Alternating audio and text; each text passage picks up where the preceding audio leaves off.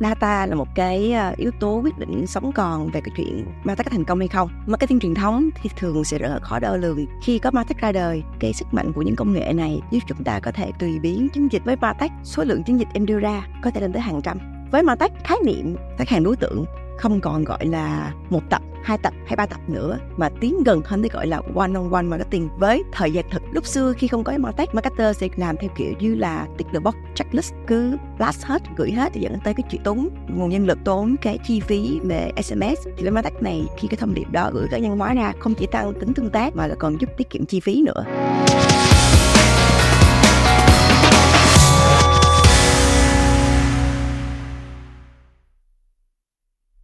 Chào mừng các bạn đang đến với tập phát sóng mới nhất của The Pioneer Podcast, một chương trình hoàn toàn mới của Techcombank, nơi chúng tôi sẽ cùng chia sẻ những góc nhìn chuyên sâu, những kinh nghiệm có giá trị đến từ các đúc kết thực tiễn của các khách mời là các chuyên gia, các nhà lãnh đạo và đối tác kinh doanh của Techcombank. Chương trình được phát sóng trên 2 nền tảng chính, đó chính là YouTube và Spotify của Techcombank.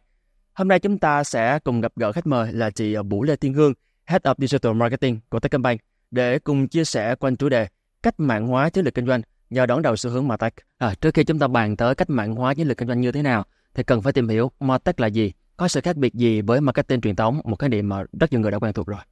Marketing là một cái ngành được phát triển rất là lâu đời, 500 năm trước, bắt đầu từ những cái ngành truyền thống, những kênh truyền thống đại chúng, ví dụ như là radio, print, event, sự kiện.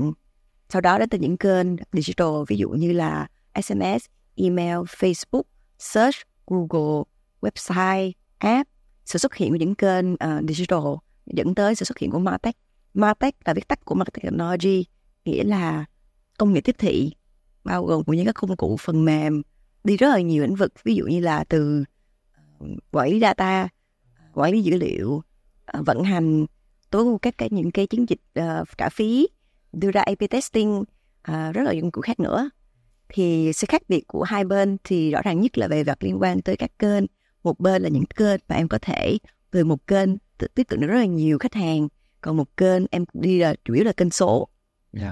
Vậy thì với rất nhiều những cái ứng dụng có thể đa dạng như vậy, thì MarTech đã thay đổi cái cách vận hành của các doanh nghiệp như thế nào? Cái đầu tiên trong đầu chị nghĩ ra được thì nó liên quan đến cái chuyện gọi là tự động hóa. Thì mọi người có thể tưởng tượng as a marketer, công việc mà hàng ngày của marketing sẽ là ok, chuẩn bị thông điệp, đưa ra cái truyền thông, set up một cái email,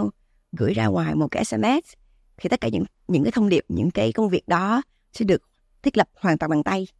Thì với MarTech thì những cái task đó, từ việc trích xuất dữ liệu, từ việc đưa thông điệp lên trên nền tảng, đến việc deliver cho khách hàng, những công việc đó đều được hoàn toàn tự động hóa. Cái mức tự động hóa này nó có thể đẩy mạnh cao đến mức có thể đưa lên những cái gọi là cái luật, những cái rule mà có thể dựa theo những cái hành vi của khách hàng. Ví dụ như là những thông điệp này có thể gửi ngay sau khi em thanh toán một cái món đồ. Những cái gọi là hoạt động này có thể hoàn toàn tự động hóa. Thứ hai, với chị nói là gọi là dữ liệu. Thì MarTech cho phép doanh nghiệp thu thập cũng như là phân tích dữ liệu rất là chuyên sâu. Chuyên sâu ở đây có thể gọi là at large scale. Bình thường doanh nghiệp người ta bảo là thu thập dữ liệu chỉ là dữ liệu của bản thân mình. Ví dụ như là khách hàng đã từng mua sản phẩm nào, khách hàng của mình có bao nhiêu, khách hàng đang có những vấn đề nào với mình. Nhưng với MarTech, cái việc thu thập đó đi rất là xa. Nó có thể đi tới những cái touch point rất là nhỏ. Ví dụ như là khách hàng có thể đang tương tác cái sản phẩm nào trên website của mình, đang bỏ nhỡ những cái phễu mua sắm nào trên kênh luồng nào, hoặc là like một cái, hoặc là thích một cái bài nội dung nào và không thích một nội dung nào, tới mức gọi là khách hàng có thể là đang tìm kiếm những sản phẩm nào trên những cái công cụ tìm kiếm của họ, hoặc là có thể không thích một sản phẩm nào, hoặc là có những cái trải nghiệm không hài lòng ở những cái gọi là touch point khác, chứ không phải mỗi trên nền tảng số, ví dụ như là ở chi nhánh hoặc là ở ATM. Tất cả những cái dữ liệu này đều được có thể thu thập và là ở rất là large scale. Thì đó là cái điểm thứ hai của cách MarTech đưa cho doanh nghiệp cách nhìn về dữ liệu. Cái thứ ba và liên quan tới cá nhân hóa, thì vì có hai cái tiền đề trên là tự động hóa và dữ liệu, vì hai tiền đề này giúp cho cái khả năng cá nhân hóa rất là mạnh mẽ. Vì dữ liệu giúp chúng ta có cái nhìn sâu hơn về khách hàng, thì khi cá nhân hóa Nó không còn gọi là một cho cái 1, 2, 3 tập khách hàng, mà có thể gọi là 1 với 1 khách hàng. Thì cái việc mà conversation cũng như là những cái đối thoại với khách hàng, những thông điệp có thể gọi là tailor-made cho từng khách hàng một, có thể là từng theo khách hàng theo gọi là nam hay nữ, màu sắc, offering. Thì đó là những cái mà sự mạnh mẽ mà MarTech mang lại cho một marketer. Cả 4 điểm trên thì giúp cho doanh nghiệp sử dụng MarTech để tối ưu chiến dịch một cách mạnh mẽ, cũng như là với cái chi phí rất là so với những khi lúc trước mình sử dụng những cái nền tảng marketing truyền thống thì rất là chắc phải 1/3 hoặc là 1/2 thôi. Ứng dụng rất rộng và ở rất nhiều ngành nghề khác nhau. Nhưng mà riêng trong lĩnh vực tài chính ngân hàng thì tại sao MarTech càng ngày càng đóng một vai trò quan trọng và trở thành gần như là một chiến lược cạnh tranh của các ngân hàng với nhau? Để trả lời câu hỏi này thì phải xem xét gọi lại thì phân tích lại ngân hàng là một cái doanh nghiệp hơi đặc thù. Ngân hàng là một cái doanh nghiệp mình có rất nhiều dữ liệu. Dữ liệu ở đây là bọn em có thể nhìn thấy được là dữ liệu transaction của ngân hàng, từ mua sắm, từ đầu tư, từ những cái giao dịch gọi là day to day hàng ngày, những cái interaction của khách hàng từ các nền tảng. Ngân hàng cũng có được những doanh nghiệp mà có nền tảng từ rộng khắp những cái touch point, những cái điểm chạm, từ chi nhánh, ATM với đối tác, với những nền tảng ngân hàng tự có như chi nhánh, máy ATM cũng như là website, rồi những cái nền tảng điểm chạm ở những kênh trả phí giống như là paid media, rồi social media, những KOL influencer. Thì ngân hàng có rất là nhiều dữ liệu, và làm sao chúng ta có thể tối ưu dữ liệu đó. Và cũng như ở nền tảng số thời điểm mới này, những ai có dữ liệu là vàng. Thì để tối ưu hóa những dữ liệu này thì ngân hàng cần phải làm sao có những cái công cụ, có những cái chiến lược để mình tối ưu dữ liệu đó trong thời đại số này, cũng như công cụ và dữ liệu này để cạnh tranh. Ngoài những cái CV ra nữa thì trải nghiệm ngân hàng cũng là một cái, những cái để cho khách hàng phân biệt và chọn lựa ra ngân hàng nào sẽ mang đến trải nghiệm tốt nhất, thì đó là ngân hàng sẽ có được cái thị phần tốt hơn. Thì để làm được trải nghiệm khách hàng thì MarTech là một cái công cụ sống còn để mà có thể đưa ra những cái trải nghiệm cá nhân hóa vượt bậc. Thì nếu ngân hàng không có đi vào để mà có thể gọi là triển khai MarTech để cá nhân hóa được những trải nghiệm ở những điểm chạm như ở chi nhánh, như trên app, nhưng trên những cái gọi là kênh quảng cáo trả phí thì rất là khó để mà vận dụng được. Chị đã chia sẻ rất nhiều những tính năng và những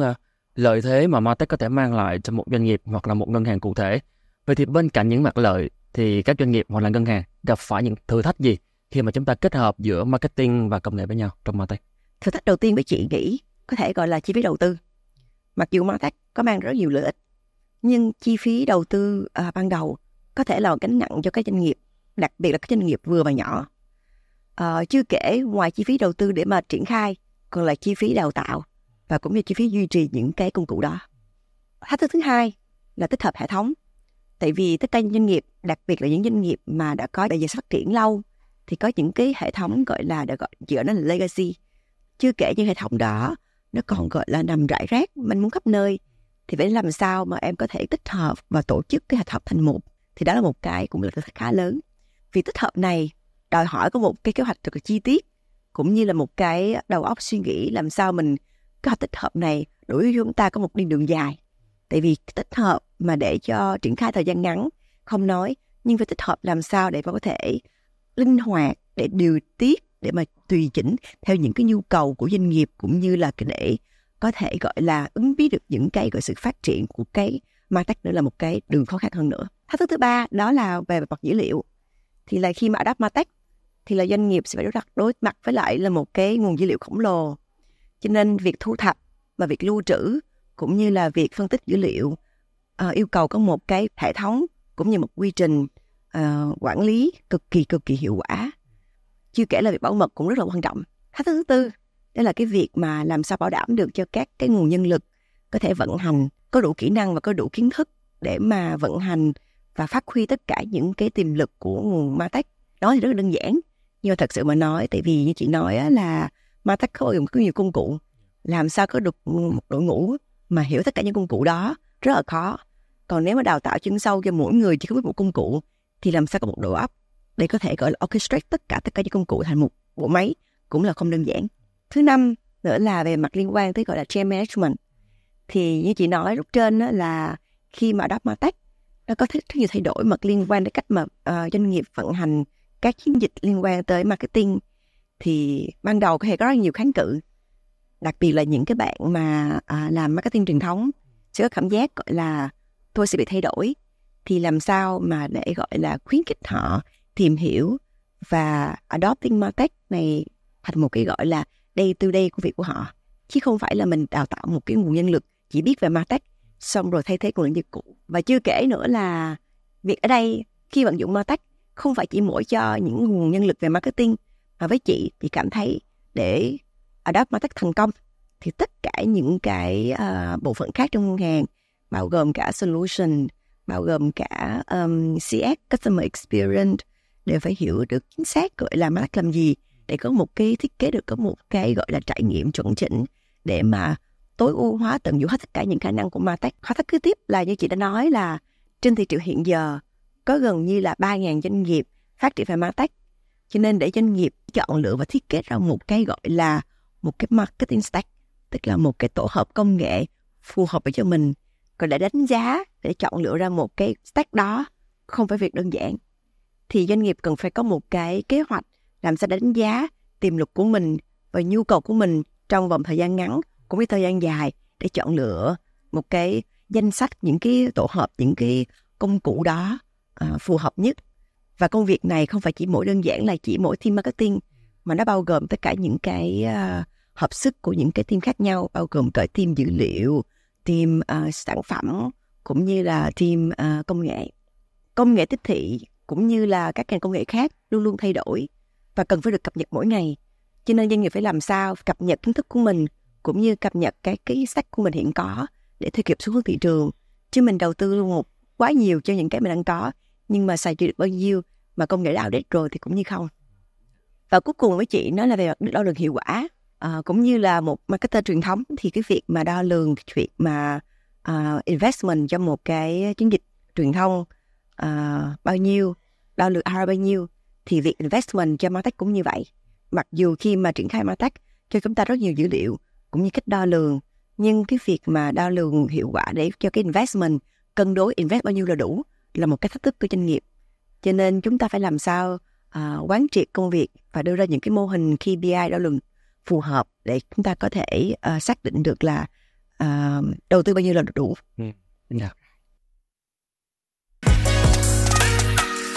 Marketing truyền thống thì thường dựa vào các công cụ như là radio, biển báo, TV, sự kiện. Những công cụ này, những cái chiến dịch này thường sẽ rất là khó đo lường, cũng như là targeting một khách hàng chủ tiêu. Khi có MarTech ra đời, cái sức mạnh của những công nghệ này giúp chúng ta có thể gọi là tùy biến chiến dịch cũng như là tiếp cận rất là chi tiết một đối tượng.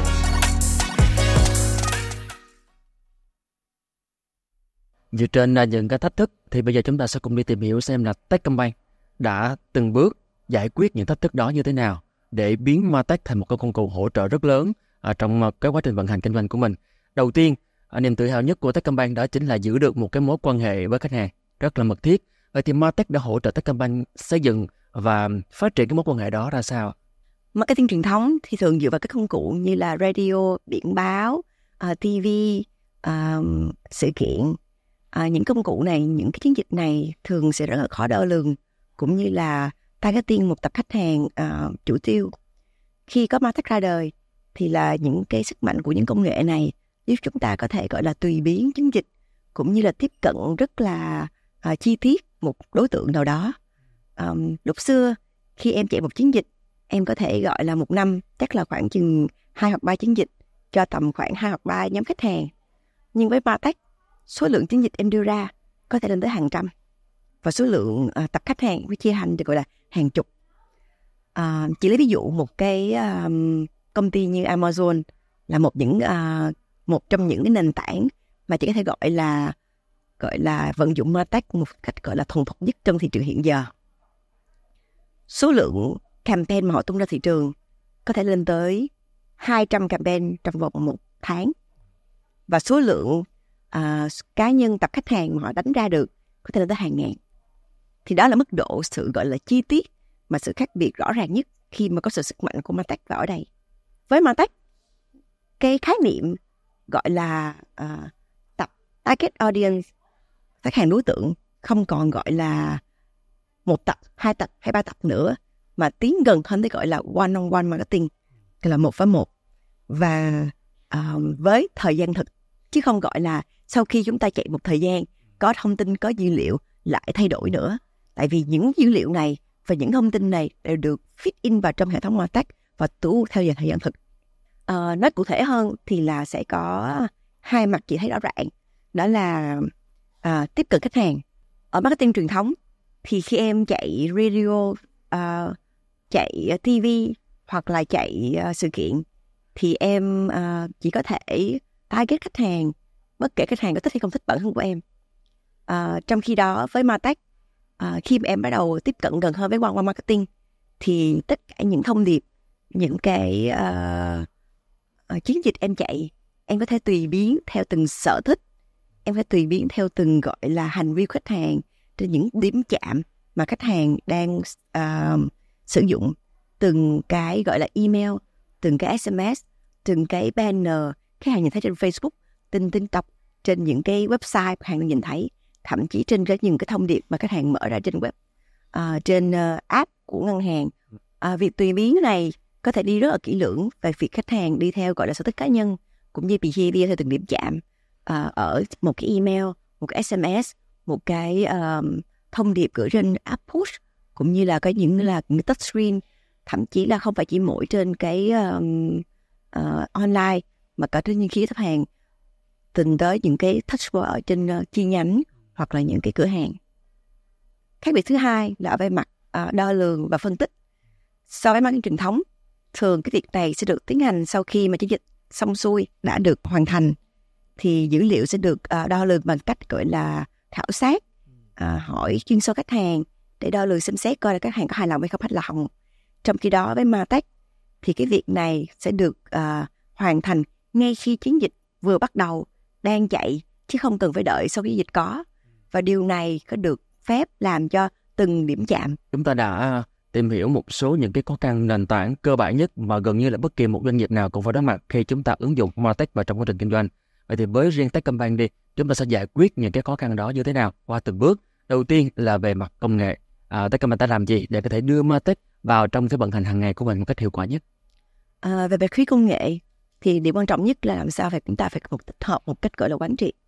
Thì Techcombank đã dành gần như trọn 1 năm qua để tích hợp gần như 80% các những công nghệ nền tảng và data lake, cũng như là những cái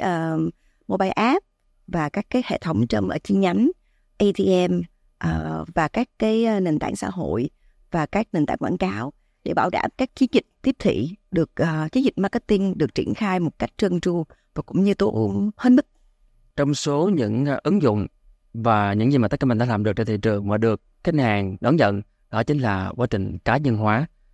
đã chạm được gần như là tới những khách hàng của mình, kể cả khách hàng cá nhân lẫn khách hàng doanh nghiệp. Vậy thì MarTech đã giúp và hỗ trợ gì cho Techcombank, hoặc là Techcombank đã sử dụng như thế nào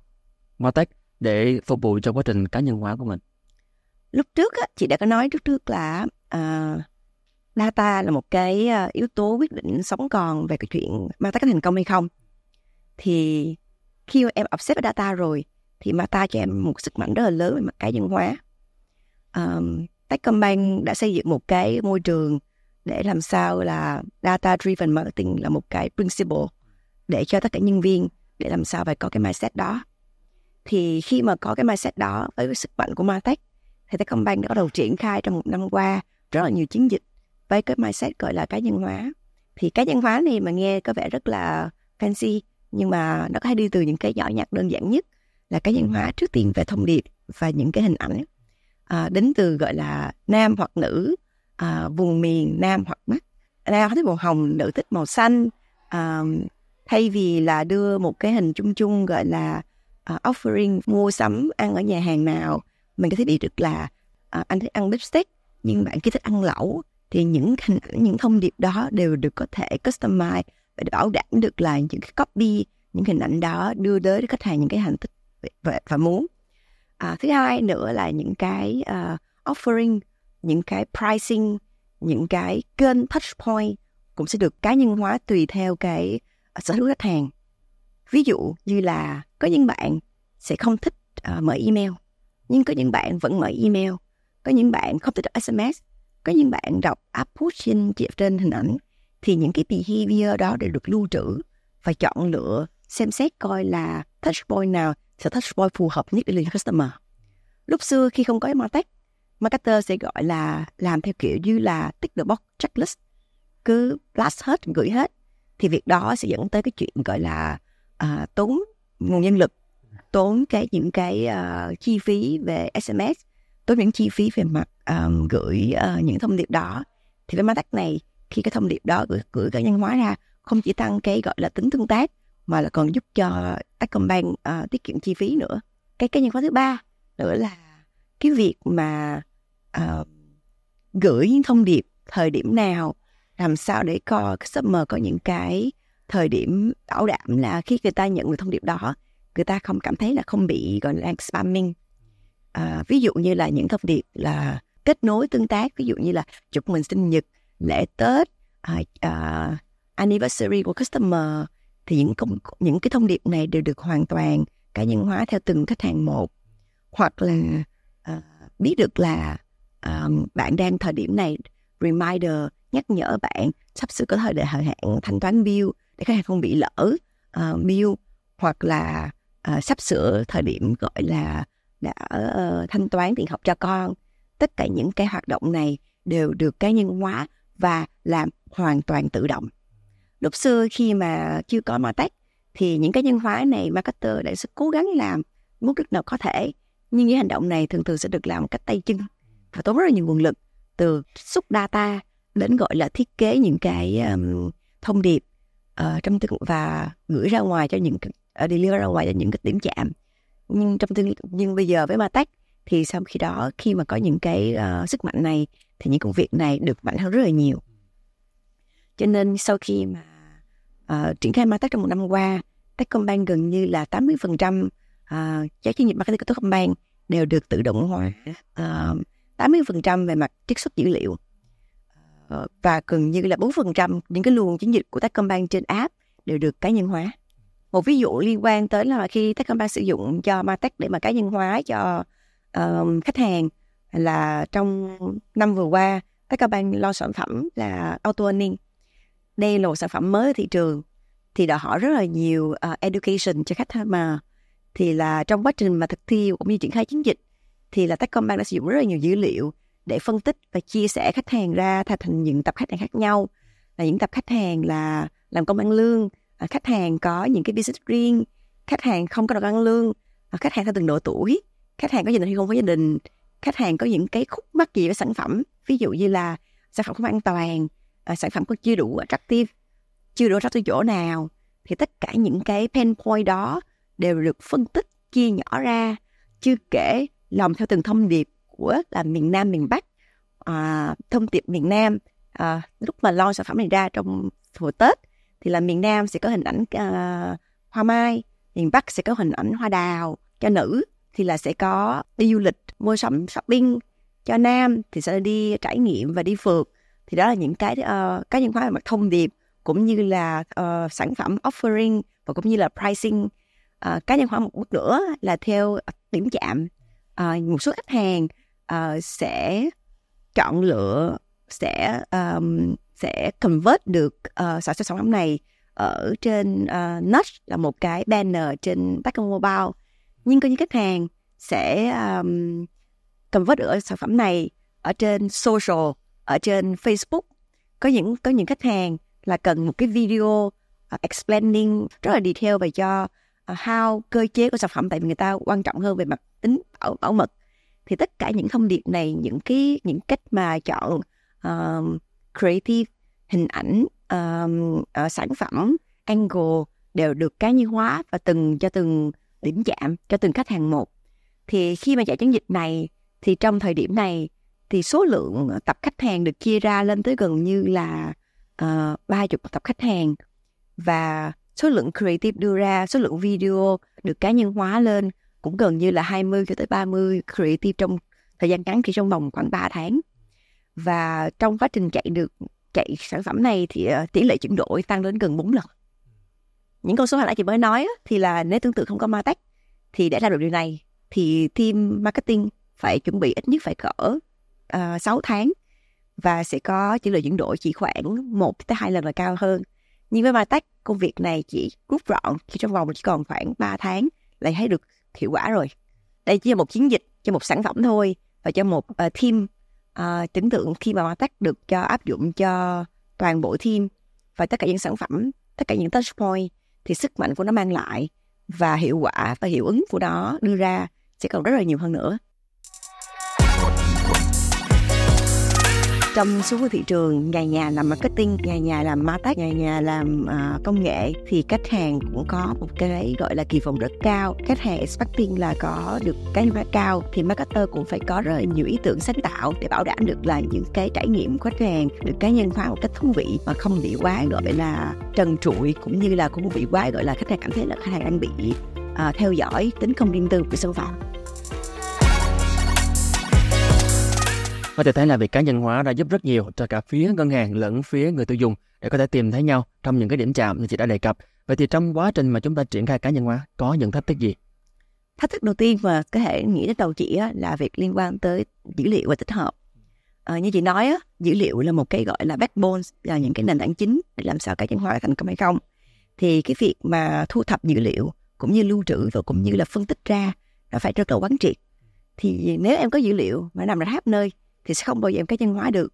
Thì cái bộ máy xây dựng dữ liệu và cũng như là thu thập cái nguồn khác nhau và có một cái quán triệt và để làm sao để mà đồng nhất nó là thách thức đầu tiên lớn nhất. Thứ hai của thách thức đó là đo lường hiệu quả. Đo lường hiệu quả đây không phải chỉ là đo lường hiệu quả của chiến dịch mà là đo lường hiệu quả của một cái việc mà cá nhân hóa cái thông điệp đó. Thì khi mà em testing, khi mà em thử nghiệm tất cả những cái cá nhân hóa về mặt màu sắc thông điệp thì càng nhiều thì càng khó đo lường, tại vì em có quá nhiều dữ liệu để xem xét coi là cái nào đúng cái nào sai. Thì cái việc đưa ra KPI, cái việc mà xác suất là test bao nhiêu, cá nhân hóa bao nhiêu để em biết chính xác được là chiến dịch đó ở mức độ nào để mà thành công, thì đó cũng là một cái sự phức tạp mà không có dễ dàng để mà mình cân bằng. Thứ ba nữa là liên quan tới gọi là kỳ vọng khách hàng cao. Trong xu hướng thị trường, nhà làm marketing, nhà làm MarTech, nhà làm công nghệ thì khách hàng cũng có một cái gọi là kỳ vọng rất cao. Khách hàng expecting là có được cá nhân hóa cao thì marketer cũng phải có rất là nhiều ý tưởng sáng tạo để bảo đảm được là những cái trải nghiệm của khách hàng được cá nhân hóa một cách thú vị mà không bị quá gọi là trần trụi, cũng như là cũng bị quá gọi là khách hàng cảm thấy là khách hàng đang bị theo dõi, cũng như đang bị gọi là đang bị khó chịu về những cái tính không riêng tư về xâm phạm. Chị cũng đã đề cập tới một cái insight, có một cái nỗi lo của khách hàng là trong quá trình mà họ tiếp nhận những thông điệp, những cú chạm của ngân hàng, của các doanh nghiệp đến mình, bên cạnh việc họ cảm thấy được quan tâm thì đâu đó họ cũng sẽ cảm thấy được tại sao người ta lại biết rõ tới tôi như vậy. Vậy thì làm sao để chúng ta có thể vừa sử dụng và tận dụng được một cái lượng dữ liệu lớn như vậy phục vụ cho công việc kinh doanh của mình, nhưng vẫn đồng thời đảm bảo được cái mức độ an toàn về mặt thông tin cá nhân cho khách hàng không ạ? Trước tiên dĩ nhiên là phải tuân thủ pháp luật cái đã. Điều này là điều phải rất là quán triệt. Tuân thủ pháp luật ở đây là đến từ việc là thu thập, phải có consent của khách hàng, phải có được khách hàng cho phép thì mới được phép sử dụng cái công nghệ này. Ở Techcombank, việc này là ưu tiên số 1. Trong quá trình mà thu thập, lưu trữ cũng như là xử lý luôn phải được minh bạch. Khách hàng luôn phải được thông báo được là mình đang sử dụng dữ liệu của họ đang được sử dụng như thế nào, giải quyết ra làm sao, thông tin nào được thu thập, thông tin nào không được thu thập, thông tin nào được chia sẻ, thông tin nào không được chia sẻ. Và khi chia sẻ với đối tác, tất cả những cái luồng chia sẻ này đều phải được mã hóa theo tiêu chuẩn quốc tế, để khi đối tác không được phép lợi dụng những chia sẻ đó để đi sang một thứ ba nữa. Thì tất cả những điều này đều được ở Techcombank đều được tiến hành rất là quán triệt, không cho phép bất cứ một cái gọi là lỗ hổng nào. Chưa kể nữa là khách hàng phải được phép trao quyền chủ động, tùy chọn và được phép cho phép được gọi là tùy chỉnh tất cả những cái việc mà dữ liệu nào của họ được chia sẻ với Techcombank, dữ liệu nào của họ không được chia sẻ với Techcombank, và họ có được quyền thay đổi những cái mà họ cho phép, gọi là họ đang muốn cá nhân hóa tới mức độ nào, nhận thông tin ở kênh nào. Tất cả những điều này được phép gọi là phải có thông báo rõ ràng, cũng như là phải có gọi là chia sẻ và hướng dẫn thường xuyên khách hàng vào đâu để được tùy chọn chỗ nào. Phải tạo cho cái sự minh bạch này giúp cho khách hàng có sự yên tâm để khi mà chia sẻ thông tin với Techcombank. Việc bảo mật dữ liệu này luôn được Techcombank cập nhật và đào tạo cho nhân viên, để việc làm này, việc thực thi này luôn được quán triệt ở tất cả mỗi cấp ngành, để khách hàng về việc bảo mật dữ liệu cho khách hàng là chuyện rất là quan trọng, và cũng như là cái chuyện mà minh bạch về xử lý và cập nhật tất cả những cái thông tin và những cái trend trong thị trường như thế nào, để cho customer có thể cảm thấy được là người ta yên tâm khi mà giao dịch, và cũng như là biết là thông tin của mình đang được Techcombank xử lý như thế nào. Dạ. Hiện tại thì đội ngũ marketing sẽ phải làm việc trên rất nhiều kênh khác nhau, marketing đa kênh, chứ không chỉ tập trung vào một vài kênh như trước nữa. Thì chúng ta nói về một khối lượng dữ liệu rất lớn, một khối lượng nền tảng cũng vô cùng nhiều, và như chị có chia sẻ là một năm hoặc một tháng có rất nhiều những chiến dịch khác nhau để tập trung vào những nhóm khách hàng khác nhau. Vậy thì MarTech đã giúp cho Techcombank có thể tổng hợp cũng như là ghi nhận những cái hiệu quả từ các chiến dịch đó như thế nào? Trong MarTech có những công cụ đo lường được và cho chúng ta có một cái nhìn đa chiều về những cái tương tác giữa các kênh khác nhau, chứ không phải chỉ có nhìn một chiều về các kênh. Những cái nhìn đa chiều này cùng với mô hình phân bổ, mô hình attribution giống như first click, last click, time driven, time decay hoặc data driven, để giúp cho marketing có một cái nhìn rất là quán triệt và xem xét coi là tác động từ một kênh và các kênh gọi là các kênh hỗ trợ lẫn nhau như thế nào. Từ đó giúp ra được một cái nhìn rất toàn thể về việc gọi là phân bổ tiền cũng như là action thay đổi những các kênh ra làm sao để có thể gọi là có được quyết định đúng đắn nhất và nhanh chóng nhất. Lúc xưa những cái mô hình này đã được có concept từ rất lâu, nhưng thường data sẽ được gọi là rất là thu thập rất là lâu. Nhưng thời điểm này khi về những cái gọi là connect kênh real time hơn, thời gian thực nhanh hơn, thì cái việc phải áp dụng những mô hình này để cho những marketer phân tích cũng như là đưa ra quyết định nhanh chóng hơn. Chưa kể trong MarTech những cái công cụ như là A/B testing hoặc là experience targeting giúp cho marketer có thể có những cái việc mà xem xét testing về những cái chiến dịch cũng như thông điệp khác nhau trong thời gian thực nhanh hơn, chứ không phải gọi là đợi chiến dịch xong xuôi rồi mới đi xem xét gọi là đo lường ra làm sao. Cho nên với chị, việc đo lường ở trong với MarTech, sức mạnh nó có thể gọi là rất đẩy mạnh và nhanh chóng hơn rất là nhiều. Có thể có những cái gọi là còn có những điểm tối chưa làm rõ ràng được, nhưng so với những cách đây 20 năm, với việc đo lường cũng như là sự phát triển của digital marketing, MarTech đã có mang sự tiến bộ gần như có thể thời gian thực và có thể tối ưu sự từng đồng tiền mang lại, và có thể đo lường ROI thật sự là rất là vượt bậc. Dạ. Với nhiều những cái kiến thức như vậy thì không phải marketer nào cũng có thể nhanh chóng và dễ dàng hiểu để vận hành một cách hiệu quả được. Vậy thì kể từ khi Techcombank vận dụng MarTech vào trong quá trình hoạt động của mình, thì mức độ sẵn sàng của các nhân viên marketing tới đâu, và chúng ta phải làm gì để trang bị cho họ một mức độ sẵn sàng tốt nhất? Đào tạo và phát triển nhân viên có thể nói là một trong những cái yếu tố quan trọng nhất để có thể triển khai và sử dụng MarTech một cách thành công. Đào tạo nhân viên ở đây không phải chỉ là nhân viên marketing, mà đào tạo những nhân viên mà liên ngành để tất cả có một cái nhìn đúng đắn và hiểu rõ về marketing, hiểu rõ về MarTech để vận dụng để gọi là tối ưu hóa tất cả những sức mạnh của nó. Ở Techcombank, điều này được làm rất là quán triệt. Kế hoạch đào tạo được xây dựng ngay từ rất ban đầu, đi đến từ gọi là đánh giá, xem xét coi nguồn lực của Techcombank hiện tại là như thế nào, khả năng của nhân viên ra làm sao, để có những cái kế hoạch lâu dài và đào tạo để gọi là tailor-made cho từng nhân viên một, theo từng mức độ am hiểu của họ, để có thể phù hợp từng vị trí của họ như thế nào. Có thể nói là trong vòng một năm qua, chỉ mỗi năm qua thôi, Techcombank đào tạo gần 500 nhân viên từ các ban ngành để có thể tìm hiểu được gọi là MarTech là gì, và cũng như là đưa họ vào trong những cái luồng làm việc để họ có thể được trải nghiệm và cũng như là được va chạm với MarTech.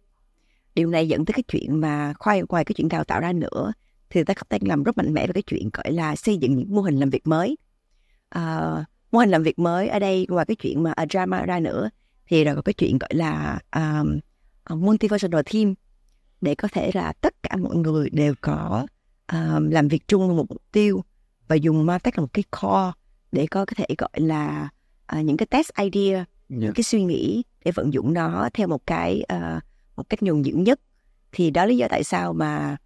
cái việc mà đào tạo được training và cũng như là áp dụng mô hình phần làm việc là những cái với chị là một trong những cái việc mà không chỉ để triển khai mà làm sao để có thể phát huy sức mạnh và một cách lâu dài chứ không phải ngắn hạn. Ngoài ra nữa thì là còn chuyện liên quan tới cái chuyện là làm sao cái việc mà training này được kéo dài để có thể chúng ta có thể có liên tục những cái khóa gọi là reminding, tái đào tạo để bảo đảm là những cái này được gọi là cập nhật liên tục. Tại vì như mọi người đã nói là MarTech cũng như công nghệ nó được gọi là cập nhật liên tục hàng ngày, hàng tháng, hàng quý, thì đào tạo một lần vẫn chưa đủ, thì phải đào tạo một lần nữa để nhân viên có thể gọi là luôn ghi nhớ để mà có thể được cập nhật bản thân mình không bị nằm ngoài cái vòng xoáy của công nghệ. Thứ ba nữa là thúc đẩy một cái là môi trường văn hóa liên quan tới học hỏi, khuyến khích nhân viên, khen thưởng nhân viên để tham gia những khóa học này, tạo điều kiện nhân viên tham gia. Ở Techcombank luôn có những giải thưởng hàng quý, hàng tháng để khen thưởng nhân viên. Những bạn nào có những cái gọi là learning hours để mà có những gọi là learning excellent, những champion về mặt học tập để mà và cũng như là học tập xong và còn đem những cái văn hóa này hướng dẫn những bạn còn lại và mới. Đó là những cái văn hóa mà Techcombank được nỗ lực để mà khuyến khích. Ngoài ra nữa thì là bên phía L&D của Techcombank cũng rất là nỗ lực để mà có những cái gọi là công nghệ đào tạo, mời những chuyên gia, có những cái format đào tạo khác nhau để bảo đảm được là khi mà đào tạo các bạn có thể có những cái đào tạo hiệu quả, học từ xa, học trên lớp, VR, có những cái công cụ, có những cái mô hình, có những cách chia sẻ để làm sao những cái đào tạo để training không bị ngán và cũng không có bị hiệu quả hơn. Ngoài ra đây là cuối cùng nữa là cái việc là xây dựng lộ trình và phát triển cho nhân viên. Trong quá trình đào tạo thì lộ trình và phát triển cho nhân viên cũng rất là quan trọng. Tại vì không phải là chỉ có marketer mới được đào tạo, mà bất cứ những bạn nào có thể đào tạo được. Ví dụ như là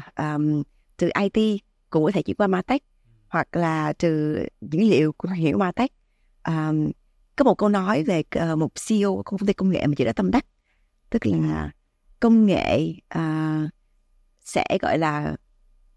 không thay đổi được là sẽ trở thành friendly hơn với lại marketer, và cùng một lúc đó marketer sẽ trở thành gọi là data cũng như là công nghệ savvy. Thì với điều này cái con đường rạch ròi giữa một IT và marketer nó càng lúc càng blur, nó càng lúc càng không rạch ròi hơn. Cho nên với chị thì cái việc mà trong tương lai cái việc MarTech này không phải là một sân chơi duy nhất cho một marketer, nó là câu chuyện sớm hay muộn thôi.